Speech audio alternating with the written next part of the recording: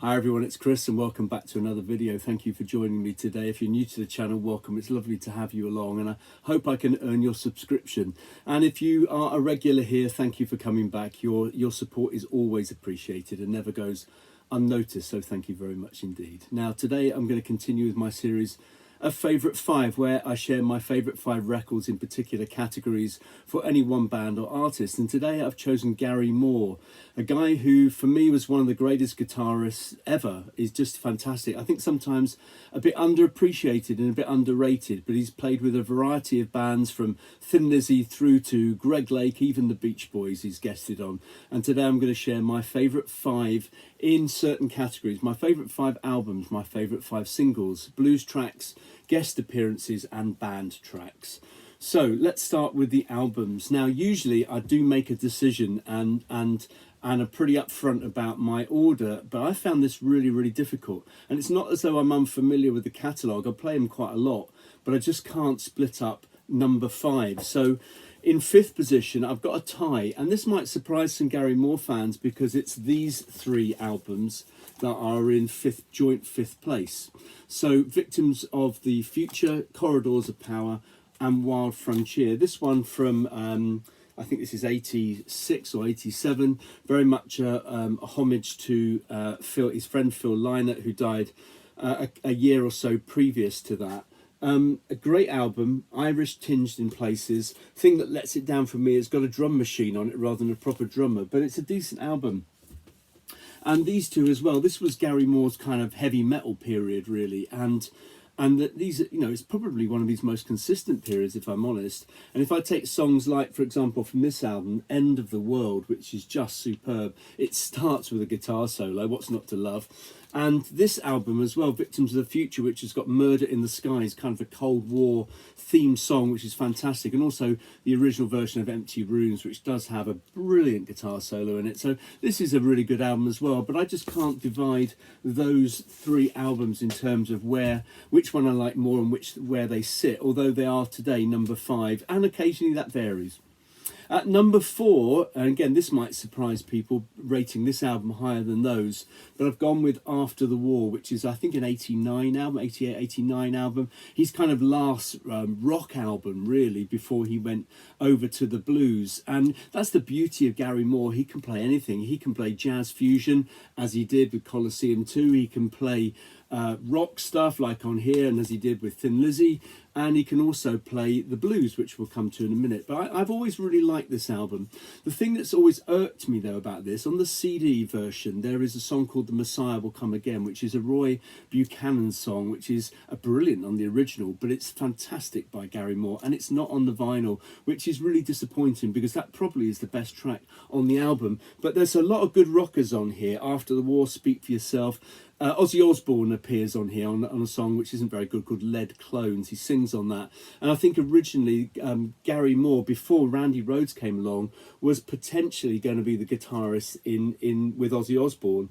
Running from the Storm, Ready for Love, good rock songs, but the last song I really like, and that's Blood of Emeralds. That's fantastic. Now, Cozy Powell is on this album, tremendous drummer. On Blood of Emeralds, it's his old mucker, Simon Phillips, who he's played with numerous times on several albums in different incarnations of bands. But Blood of Emeralds, again, that kind of Irish tinged kind of sound is for me the highlight of this album. If it had Messiah Would Come Again, that probably would be the highlight. But a great album. That's at number 4. At number 3 is the first album I ever bought by Gary Moore, and I bought this, I was in the 5th year at school, so that would be either 1978 or 1979. It came out in 1978, but I think I bought it round about the time that I actually saw Thin Lizzy in concert, maybe just a little bit before that actually. And it's the second solo album from Gary Moore, and that's Back on the Streets. I always like the cover of this album. I think it's tremendous, and I really enjoy this album. I must admit, when I first had it as a teenager, I didn't get half of it because half of it is jazz fusion, and I didn't get that at all. But I love the song Back on the Streets. I love the version of Don't Believe a Word, which is a slowed down version of it, which originally was the way it was actually recorded until Brian Robinson said, let's speed it up. But it's a really nice version, and there's a tremendous version of that on Old Grey Whistle Test on YouTube that he does with Phil Lynott, Scott Gorham and Cozy Powell on the drums. It's just brilliant. And if you watch that video, you'll notice that Gary Moore breaks a string and just carries on regardless. Just a brilliant guitarist. Fanatical Fascist is quite punky. Obviously this is 78. Flight of the Snow Moose is one of those fusion songs, as is Hurricane, as is What Would You Rather Be or a Wasp. They're very fusiony, and they have John Mole playing on bass, they have Don Airey playing on keyboards, you know, guys that he played with in Colosseum 2. And then the last track on the album is Parisian Walkways, which was a pretty big hit for him. So that's my number 3, Back on the Streets from 78. Love that album. Okay, at number 2, gone with this album. This is from 1985, Run for Cover. I like this album a lot, actually. It features one of my favourite vocalists when he sings well, and that's Glenn Hughes. Glenn Hughes can oversing, but he doesn't on this album. He's only on about 3 songs. Reach for the Sky certainly is one of them. All Messed Up, Nothing to Lose, I think it's those ones. He's got a wonderful voice, and it sounds perfect alongside Gary Moore. In fact, Glenn Hughes was in a kind of a collaboration, a band called Hughes Thrall, and those 3 tracks sound like Hughes Thrall tracks. Really good. This is the album also has Military Man, a collaboration with Phil Lynott, and of course Out in the Fields, which was a reasonably big hit for him in 1985. But this is a really good album. Really enjoy that. And that's my number 2 Gary Moore album. My favourite one, though, is not from his fusion time and not from his rock time. It's from his blues time, and it's still got the blues. I love this album. This is from 1990, the year I got married, actually, and I bought it in 1990. I think this is a brilliant album. I absolutely love it. It's got a couple of guest appearances on it from the 2 Alberts, Albert King and Albert Collins. Lots of covers. Walking by Myself is just fantastic. I think it's a Jimmy Rogers song. It's brilliant. Still Got the Blues is tremendous. Texas Strut is fantastic. What else we got? As the Years Go Passing By, which is glorious. Midnight Blues is beautiful as well. So this is a great album, and I play that quite regularly. As I said, Gary Moore, he can just play it all. He can play fusion, he can play metal, he can play the blues, and the emotion that he wrings out of a guitar is just incredible. So that's my favourite Gary Moore album. Still Got the Blues from 1990. Let's look at the singles now. So the first thing I ever bought by Gary Moore was in 1978, and that's this single, Back on the Streets, the title track from his second solo album. Really, really good song. It's edited from the album. Love it. It's just a brilliant song. Good rocker, and that's my number 5. At number 4, Waiting for an Alibi, the first single that he brought out with Thin Lizzy, although he has been on Thin Lizzy singles before. Little Darling, good example of that. That was back in 75 or 74, whenever. But this is from 78, from the album Black Rose. Good version of the band. Saw them live on the 79 tour. They were just fantastic. They didn't actually have Brian Downey on the drums. They had Mark Norseef, but they were a fantastic band. And Waiting for an Alibi, I think, is just a glorious song. And that's at number 2. At number 3, just check my list here. Yeah, number 3 is this song, Empty Rooms. So there's 2 versions of this, 84 and 85. I think the 85 version was, from a chart point of view, more popular. This is the 12-inch version with its kind of leather feeling cover. Great live version of this, and it's also got a song called Nuclear Attack, which he was on an album called Dirty Fingers, but also he did on Greg Late's first solo album, and it's a decent song. Empty Rooms, there's a video of that live which has got just a stupendous guitar solo on it, but I love the 1984 version. But the cleaner version of it possibly is the 85 version of it. It's a double single of that particular song. It's a great song, great guitar work. This is backed with Murder in the Skies and Parisian Walkways, which I think has got Phil Lynott singing on it, live versions of those. So that's Empty Rooms, and that's at number 3.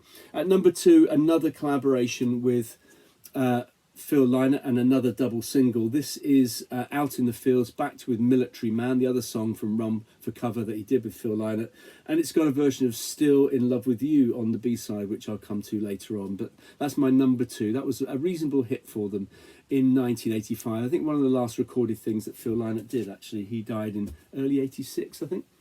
And my favourite song by him was the second single I ever bought by Gary Moore, and that was Parisian Walkways, backed with Fanatical Fascist. Or Fanatical Fascist rather than Fascist as it's called on the album, but I love the guitar tone on that album. I think that's a stunning song, so that's my favourite single from Gary Moore. Parisian Walkways. Okay, let's look at songs that he did as part of bands. And this is a little bit of a cheat because it's really a solo album, although it's called the Gary Moore Band, and this is an 80s reissue of the album called Grinding Stone.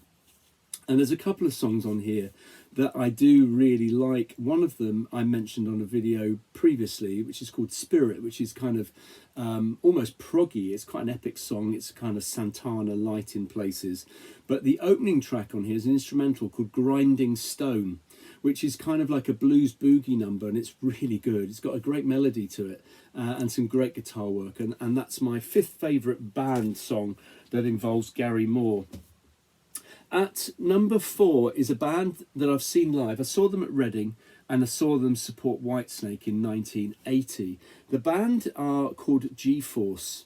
Now, originally in 1980, they were going to bring out Dirty Fingers, which is quite a metal album, actually. It's got things like Run to Your Mama, Hiroshima, the song Dirty Fingers, which is a bit Eruption-like. And it's a real rocking album. They decided that wasn't right, which was strange because 1980 was a big year for metal. But they brought out an album called G-Force instead, which was... I don't actually own it because I never really liked it, but there's one track on it which is stunning, actually, and it's my number 4 in terms of band songs, and that's White Knuckles, which is like an Eddie Van Halen Eruption kind of track, and that merges into a song called Rockin' and Rollin', which is a really heavy number with some stellar guitar work. So that's really the only song I like from that album, G-Force, but it's a really stunning rock song with some just, as you can imagine, brilliant guitar. And I think what Gary Moore had was this ability to take fairly average songs sometimes and apply just the most amazing guitar solo that just elevates it somehow. So that's my third favourite band song that involves Gary Moore. At number 3, I've gone for one of his fusion songs. Now, I could have chosen, for example, from Electric Savage, which I did buy at the time. So this was 1979, I think it was, and I just didn't really get it, if I'm honest. And I kept hold of it, but I never really got it. But there's a couple of songs on there, Put It This Way, in Intergalactic Strut, which are pretty good. But my favourite kind of fusiony moments from Gary Moore is on this album, which is the second album, Colosseum 2, called War Dance. Was it the last album by him? Oh, anyway, it's one of the albums from Colosseum 2. So this has got Gary Moore, Don Airey, now of Deep Purple, played a lot with Gary Moore, John Moll, who played with him a lot over the years, and John Heisman, who was, I think, in the original Colosseum, wasn't he?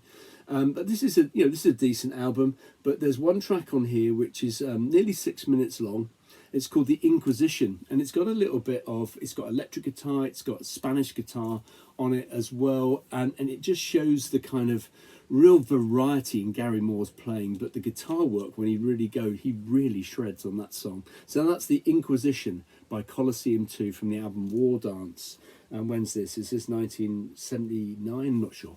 One of those years, 78, 79. So that's at number 3. At number 2, I'm going to go with a track from this album, which is BBM. So this was a collaboration with two guys from Cream, Jack Bruce and Ginger Baker. And this album came out in 94.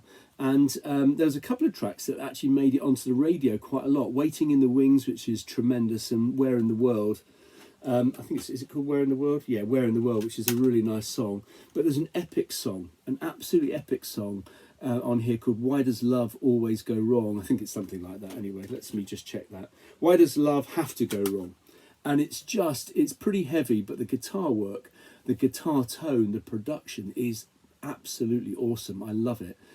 So that's a really epic song from that features Gary Moore together with Jack Bruce and Ginger Baker, their version of Cream. Kind of a really good collaboration, and I really like that album, actually. Really like that album. So that's my number 2. My number 1, I guess, can only be one song, band song.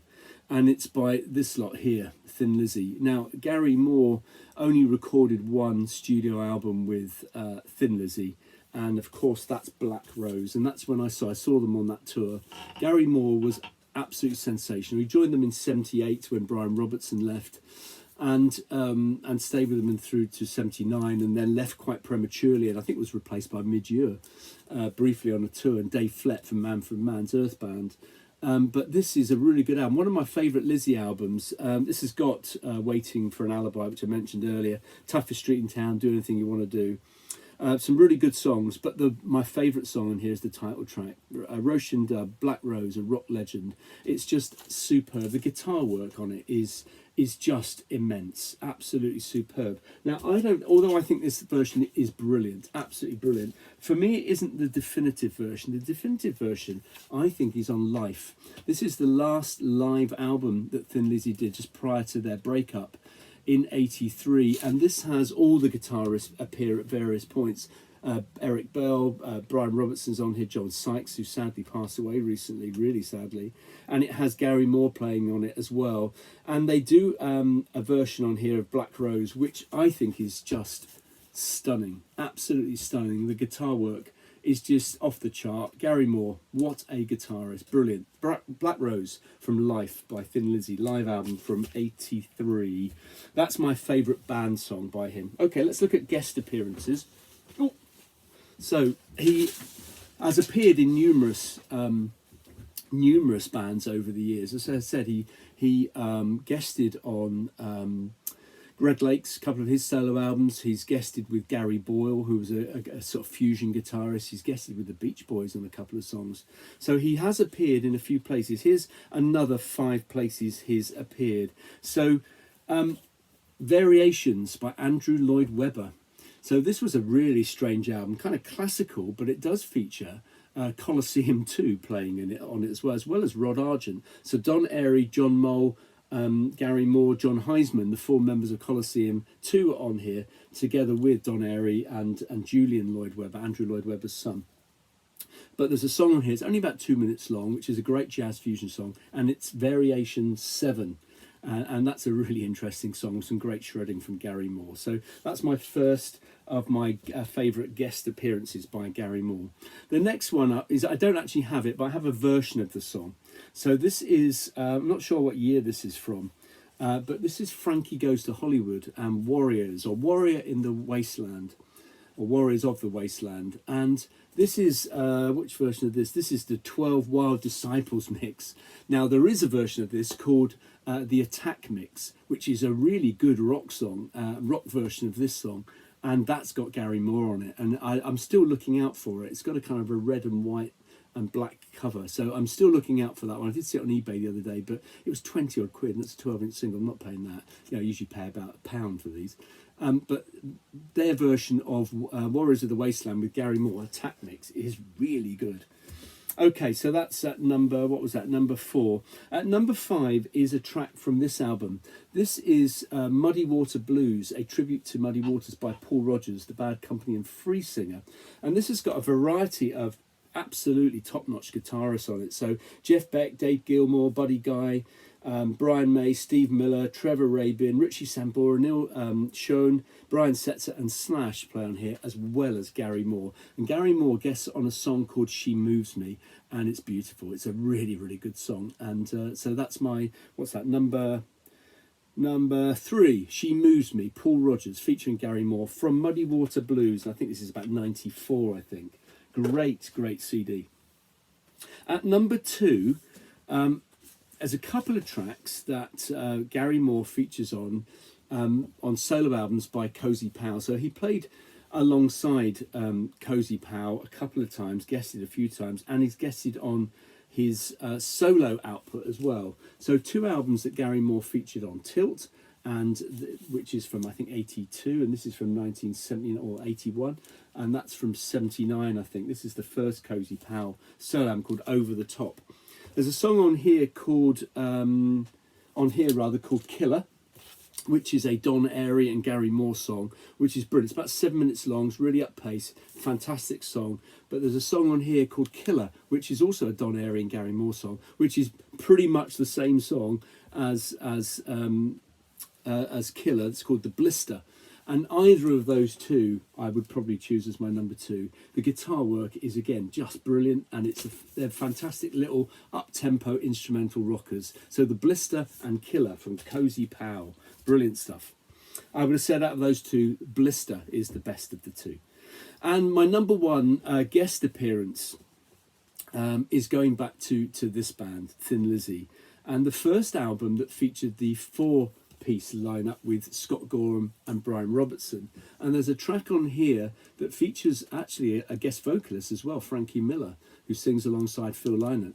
But there's a song on here that became a kind of a Brian Robertson kind of standout classic called Still in Love with You. And Brian Robertson, that was his kind of feature of his playing really at concerts, was that song. But the solo on that was originally recorded by Gary Moore, and Brian Robertson didn't want to touch it because he couldn't improve on it. And it is absolutely sensational solo. So that's Still in Love with You by Thin Lizzy that features Gary Moore on guitar. It's absolutely brilliant. So the last category is the blues category. And for me, this is Gary Moore at his best. I've seen him live a couple of times, obviously with G-Force and with Thin Lizzy, but solo a couple of times. And when he plays the blues, as I said, the emotion that he drags from that guitar, just in his face you can tell, is just amazing. And so the blues stuff is my favourite stuff by Gary Moore. And there's a couple of tracks that I don't have. I've streamed them, but I don't have them on CD. One of them is called, well, the album is called Back to the Blues, and I think it's from about 2001. And the song is called The Prophet. And it's just a brilliant blues instrumental with some just amazing guitar with incredible tone and sustain. It's just amazing. That's at number 5. At number 4 is a collaboration with 2 people. One's from, I can't remember their names now. One's from Skunk Anansie and the other one's from Primal Fear. And the band was called Scars. And they brought out an album, I think in 2002. And the song in question is my number 4 blues song. It's called Ball and Chain. It's about 8-9 minutes long, and it's an absolutely epic blues song. Again, guitar tone to die for. Absolutely brilliant.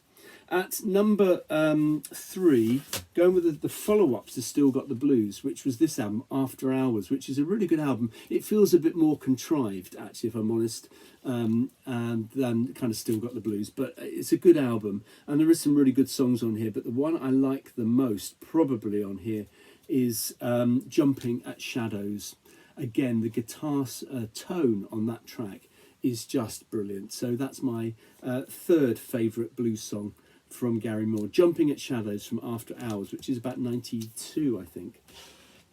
At number 2, I'm going with a track from this album, which I've been playing quite a lot recently. I bought this quite a while ago. I think this is a 90s CD. So it's called Blues for Greenie. It's a homage to Peter Green. And there's a number of tracks on here that are just brilliant. So Need Your Love So Bad, Fleetwood Mac song, fantastic. The Supernatural, again, Fleetwood Mac song. Really good stuff. And there's a track on here which Peter Green recorded with Fleetwood Mac. It didn't come out until about 71, 72 on an album called The Original Fleetwood Mac. It was recorded as a session, I think in 68, 67, something like that. It's called Drifting. And his version on this is just brilliant. Now, the guitar tone is incredible on this album. And one of the reasons for that, possibly, it's not just it's Gary Moore, but he actually plays it on Gary Moore's guitar, which he calls Greenie, which I think is owned by Kirk Hammett of Metallica, and that's wasted, but anyway. But this album is brilliant, it really is, and he does some great versions of those classic Fleetwood Mac and Peter Green songs, and Drifting is a great example, and that's my 2nd favourite blues track. My favourite one is one that I've loved for a very long time now. It's the title track from Still Got the Blues. I just think that is a brilliant track. Again, love the tone on it, love the solo, love the melody of it. Tremendous song. That's my favourite blues track by Gary Moore. There we go. So Gary Moore, stellar player, just amazing, fantastic live, fantastic in the studio, long departed. I think he died, 14 years ago, February 2011, I think it was. Just brilliant player. And they're some of my favourite songs and albums by this brilliant guitarist. Hope you enjoyed that. Let me know what you think in the comments below, and I'm sure I'll be back sometime with another video. Cheers all. See ya.